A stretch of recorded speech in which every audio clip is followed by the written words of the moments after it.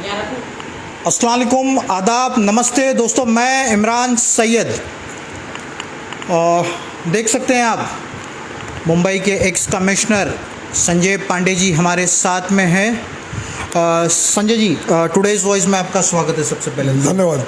Thank you so much sir. Sir, Congress के वर्सोवा विधानसभा के इच्छुक कैंडिडेट हो आप, सुनने में आया था। जी सही है। सही बात। हाँ सही है। सर, क्या कहना चाहते हैं आप? मुंबई के एक्स कमिश्नर रह चुके हो, क्राइम से रिलेटेड काफ़ी नॉलेज है आपका। वर्सोवा विधानसभा में आपके उम्मीदवारी होने के बाद अगर आप जीते हैं तो क्या लोगों को यहाँ पर क्राइम फ्री वर्सोवा मिल सकता है सर? अब क्राइम फ्री तो कभी नहीं हो सकता है, क्योंकि जहाँ जनता जनार्दन है, हर तरह के आदमी होते हैं, पांचों उंगली बराबर नहीं होती है, तो कोई ना कोई क्राइम तो होगा ही होगा। लेकिन इन क्राइम में देखिए, आपस में मारा मारी, एक दूसरे से झगड़ा हो जाए, उसको रोक पाना बड़ा मुश्किल है, बिकॉज ये तो एकदम इमोशनल क्राइम है। लेकिन जो क्राइम जिसके बारे में मुझे थोड़ी बहुत जानकारी है, वो ड्रग्स है। जो बच्चे लोग यहाँ ड्रग्स के एडिक्ट हो रहे हैं, उसके बारे में मैं ज़रूर कार्रवाई करूँगा और उसकी रोकथाम की जा सकती है, और उसमें ज़्यादा दिक्कतें आएंगी ऐसा मुझे लगता नहीं। सर, यह अगर आप देखें तो यहाँ पर वर्सोवा में आपने इस वार्ड को चुना है, आपको क्या लगता है यहाँ पर कौन सी समस्या है आपके आने के बाद में, मतलब जिस पर आप काम करके वो समस्या को दूर हो सकती है? नहीं, जैसे यहाँ पर देखिए, एक तो डेवलपमेंट रिलेटेड समस्या है। डेवलपमेंट जो अगर आप देखें तो इस पूरे विधानसभा क्षेत्र में सिर्फ एक ही पोस्ट ऑफिस है। एक पोस्ट ऑफिस के बारे में 1990 में एक भूमि पूजन हुआ था तारापुर टावर्स के पास। आज तक वो पोस्ट ऑफिस बना नहीं। तो किसी को अगर चिट्ठी डालनी है तो उसको आज़ाद नगर छोड़ के दूसरी जगह पोस्ट ऑफिस नहीं है। इसी तरीके से यहाँ पर एक जो आप वर्सोवा से जेटी जो मड आइलैंड पर जाती है, तो वो 200 मीटर का अंतर है। उसके ऊपर जो अगर हम ब्रिज बना सके, सबकी तैयारी है लेकिन बहुत दिनों से बना नहीं, तो वहाँ 2-2 घंटे की जो लाइन लगती है उसमें शायद इजाफा हो और मतलब कम हो, और वो बनना चाहिए। इसी तरीके से जो डेवलपमेंट की बात कर रहा हूँ, इन्फिनिटी मॉल के पास आपने पुल देखा होगा, जो फ्लाईओवर बनना था, मुझे कहा था पिछले 4-5 साल से वैसा का वैसा ही है, जहाँ पर था वहीं है। इसी तरह से एक लाइन मेट्रो लाइन बनने वाली है। मेट्रो का ऊपर का काम हो चुका है, यार्ड नहीं है, तो यार्ड की तैयारी नहीं है।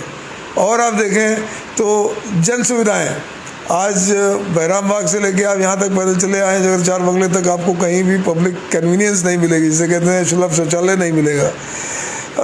इसी तरीके से ये तो डेवलपमेंट की बात हुई। और डेवलपमेंट का दूसरा एक मुद्दा है कि जो सोसाइटीज़ हैं, वो सोसाइटीज़ में 70% पहले वो डेवलपमेंट के लिए कंसेंट मांगी जाती थी।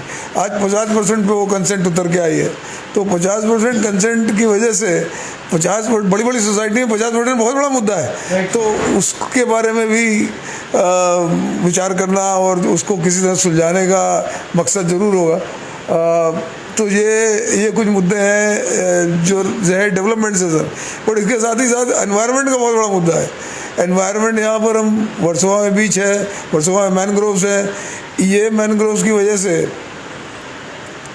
एक तो बहुत ठीक है, एनवायरनमेंट इसको प्रिजर्व करना चाहिए, लेकिन उसकी वजह से जो अगर आपने गौर किया होगा, आप तो वर्सोवा में ही है, कि यहाँ ब्लड बैंक्स बहुत ज़्यादा हैं। आप देखिए तो ब्लड कलेक्शन सेंटर इसके सामने ही आपको दिखेगा, एक डायग्नोस्टिक सेंटर है, सबर्बन भी है।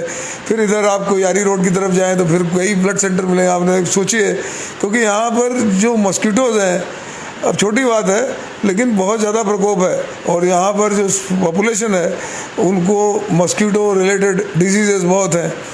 तो इसके ऊपर भी रोकथाम, ऐसा नहीं है मॉस्किटो सिर्फ हिंदुस्तान में ही पैदा होते हैं, इंटरनेशनली भी है। वहाँ कोई ना कोई रोकथाम जरूर की गई है, जिसकी वजह से अब जैसे जापान चले जाइए आप, अमेरिका में देखिए, तो ज़रूर इसका भी कोई ना कोई निकाल आज मेरे जहन में नहीं है, लेकिन इसके बारे में हम विचार कर सकते हैं। तो सैनिटेशन से जुड़ा हुआ मुद्दा है, और सैनिटेशन को जो अगर आप देखें तो हमारे उसमें हर एक चीज़ है, पानी इकट्ठा होता है, रोड जो हमारी है छोटी छोटी यारी रोड आप कनेक्ट करके जो अगर आप अपने चिल्ड्रन वेलफेयर स्कूल की तरफ जाएं तो कितने गड्ढे हैं।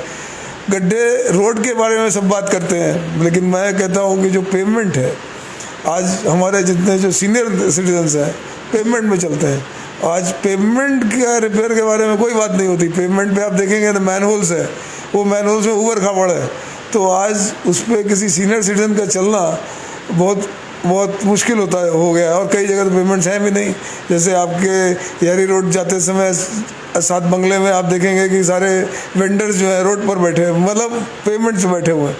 तो ये सब समस्याएं सैनिटेशन से रिलेटेड हैं, जिनके बारे में जो अगर मौका यहाँ मिला और पक्ष ने मेरे को मौका दिया तो मैं ज़रूर इनमें काम करना चाहूँगा। दोस्तों हम आपको बता दें कि इन्होंने पूरे वर्सोवा विधानसभा के बारे में आपको बता दिया है, तो इनका नॉलेज, पहले तो ये मुंबई कमिश्नर रह चुके, दूसरा ये खुद वर्सोवा विधान, जो लोग नहीं जानते उनको बता दिया जाए कि संजय पांडे जी जो है ये खुद वर्सोवा विधानसभा के रेसिडेंस में रहते हैं जी, और यहीं के वासी है।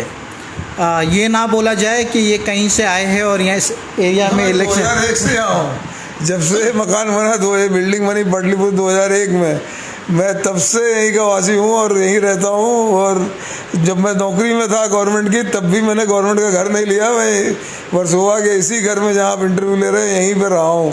तो ये मानना कि मैं बाहर से आके पैरा ट्रूप कैंडिडेट हूँ, ये गलत है। पक्ष डिसाइड करेगा, मैं तो बोल नहीं सकता इसके बारे में, लेकिन ये मानना कि नहीं बाहर से कोई आ रहा है ये एकदम निरर्थक गलत है, यही मैं कहना चाहूँगा। सर मुंबई कमिश्नर रह चुके हो, बहुत ज़्यादा बेहतरीन नॉलेज रहा आपका, आप सारे वार्ड्स का नॉलेज है आपको, मुंबई के कोने कोने चप्पे चप्पे का नॉलेज है, आपने वर्सोवा विधानसभा ही क्यों चुना?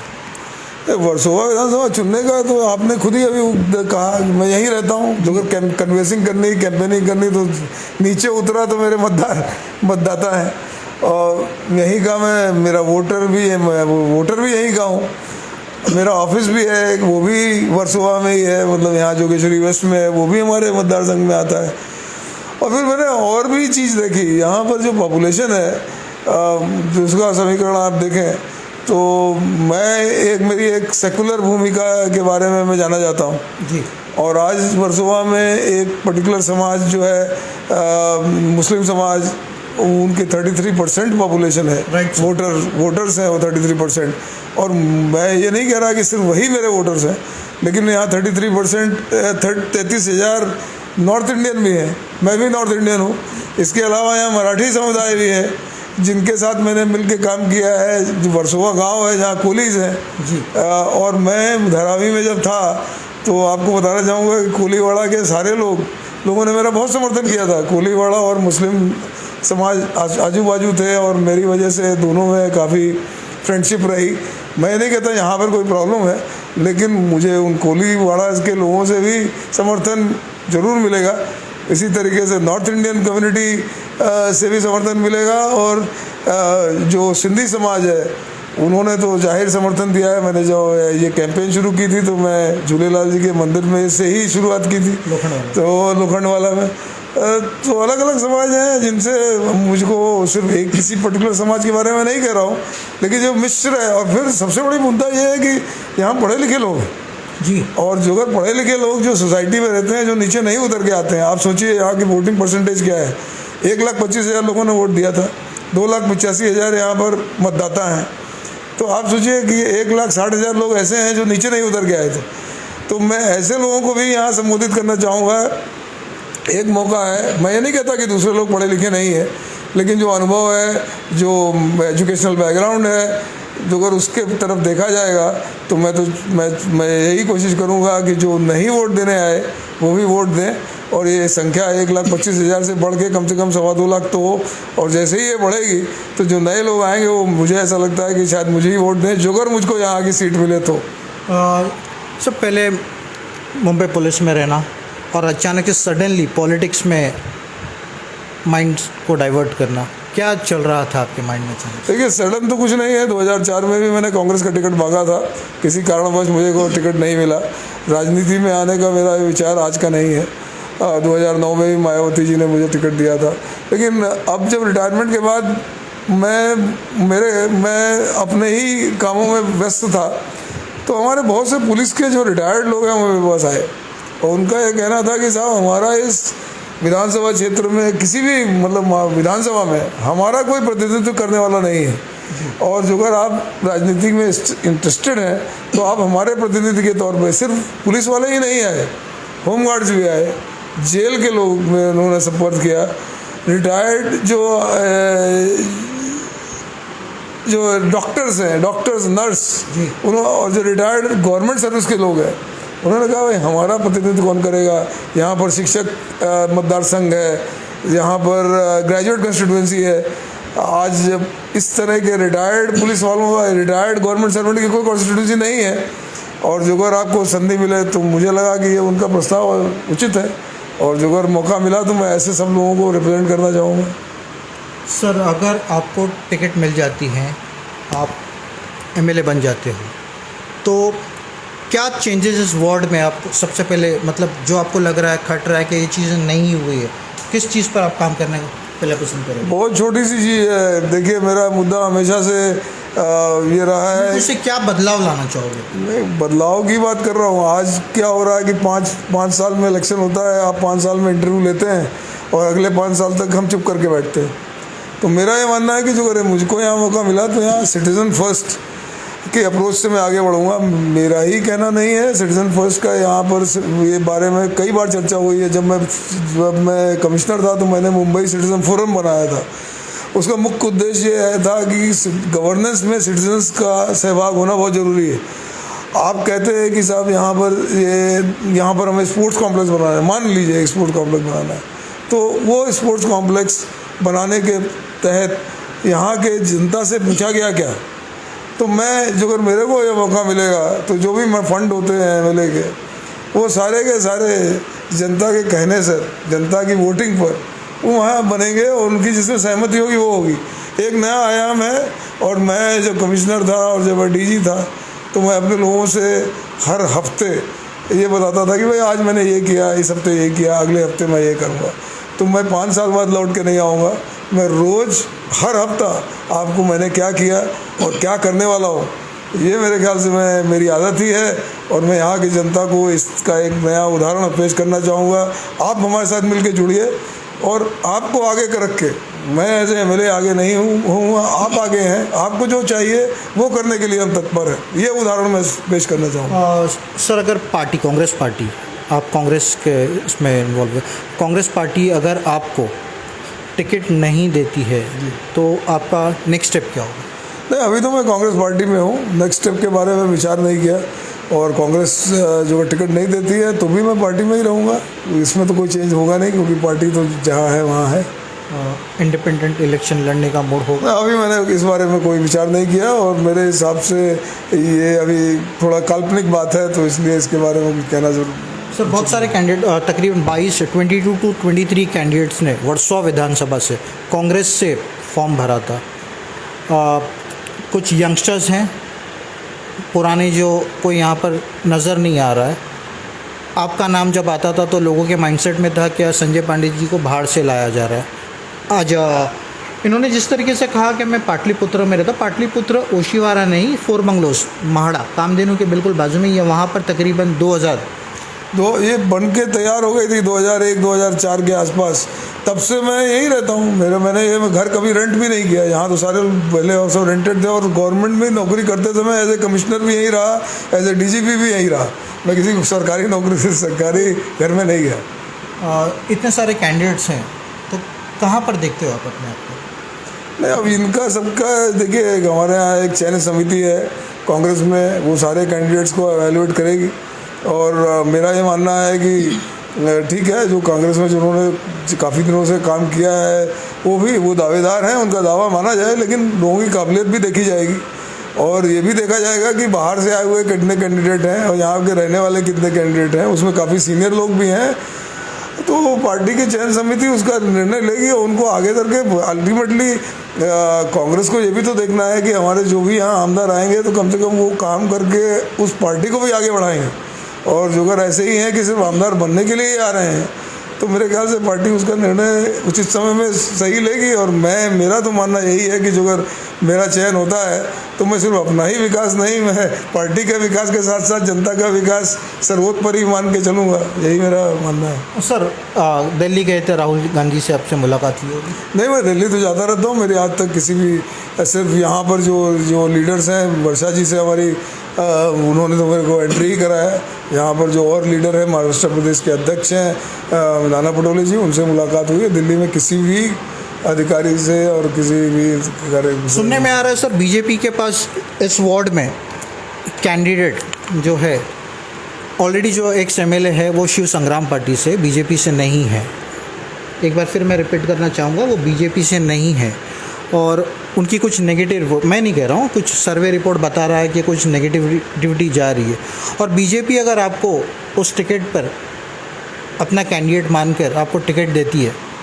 नहीं, बीजेपी आज की तारीख में तो मैं कांग्रेस पार्टी ज्वाइन कर चुका हूँ, तो मैं क्या 10 दिन के अंदर ही दल बदलू हो जाऊँगा? ये तो असंभव है। दल बदलू नहीं कहा जाता, आप समाज के काम की बात कर रहे हो। हम जो बात कर रहे हैं, आपने जितनी भी अभी स्टार्ट से लेकर अब तक बात की थी वो समाज को लेके, जो बदलाव जो था, जो काम नहीं हुआ, उससे रिलेटेड आपने कहा था। नहीं, बदलाव का वो सब काम मैं करना चाहूँगा, लेकिन एक विचारधारा की भी बात होती है और एक वो विचारधारा मेरी कांग्रेस से जुड़ी हुई है। और जैसे मैंने कहा 2004 में भी मैंने कांग्रेस से ही बात की थी, किसी और पार्टी से बात नहीं की थी। और मायावती जी भी सेकुलर पार्टी ही चलाती हैं, ऐसा नहीं है कि वो ये सेकुलर है। उसके बाद 2014 में भी कुछ लोगों ने बात की थी, वो भी सेकुलर पार्टीज ही थी।